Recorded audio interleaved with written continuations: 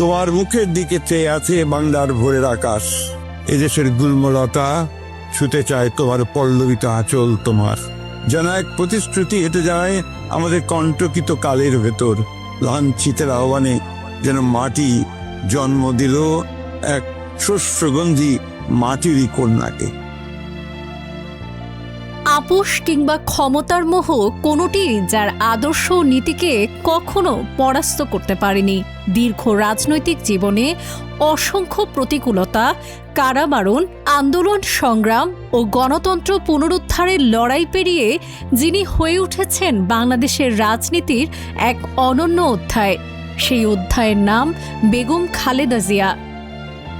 স্বৈরাচার বিরোধী আন্দোলন থেকে শুরু করে গণতন্ত্র, ভোটাধিকার ও মানুষের অধিকার প্রতিষ্ঠার সংগ্রাম, প্রতিটি সংকটময় সময়ে তার অবস্থান ও ত্যাগের স্মৃতি জড়িয়ে আছে বাংলাদেশের রাজনীতির নানা বাঁকে। এই রাজনৈতিক ঐতিহ্য ও নেতৃত্বের প্রতি সম্মান জানিয়ে ঢাকা বিশ্ববিদ্যালয়ের ঐতিহাসিক সূর্য সেন হলের দেয়ালে স্থান পেয়েছে বেগম খালেদা জিয়ার একটি বিশাল গ্রাফিতি। শিল্প নৈপুণ্য, নান্দনিকতা ও বার্তায় সমৃদ্ধ এই ব্যতিক্রমী উদ্যোগটি বাস্তবায়ন করেছেন সূর্য সেন হল ছাত্রদলের আহ্বায়ক মনোয়ার হোসেন প্রান্ত। এই দীর্ঘ 17 বছর যে আওয়ামী ফ্যাসিজম, সেই ফ্যাসিজমের বিরুদ্ধে কিন্তু দেশনেত্রী বেগম খালেদা জিয়া একটা লড়াইয়ের প্রতীক হয়েছিলেন।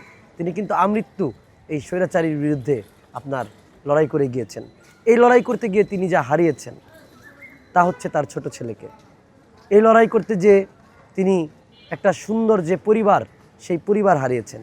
আপনি জানেন যে বর্তমান যে প্রধানমন্ত্রী দেশনায়ক তারেক রহমান কিভাবে অত্যাচার নির্যাতিত হয়েছেন। তিনি একজন নারী হিসেবে তার ছেলের উপর এরকম অত্যাচার নির্যাতন সহ্য করেছেন। যে দীর্ঘ নির্বাসন তারেক রহমানের, সেটাকেও তিনি সহ্য করেছেন। এবং এই সব সহ্য করেই তিনি বারবার বলেছেন যে দেশের বাইরে আমার কোনো ঠিকানা নেই, এই দেশের মানুষই আমার ঠিকানা, আমার আত্মীয় স্বজন। এরকম একজন নারী যিনি বাংলাদেশের এই যে বর্তমান বিশ্ববিদ্যালয় কলেজে যে নারীরা পড়াশোনা করছেন, সেটা কিন্তু তিনিই সর্বপ্রথম যেন নারীরা মানে অধিক হারে যেন শিক্ষা গ্রহণ করতে পারে, উচ্চশিক্ষা গ্রহণ করতে পারে। এজন্য কিন্তু দৃঢ়তার সাথে তিনি সেই কাজ করে যান।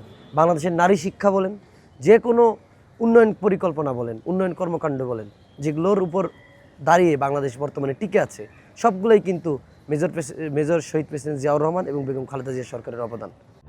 এটি এখন পর্যন্ত এই দেশে আঁকা খালেদা জিয়ার সবচেয়ে বড় গ্রাফিতি।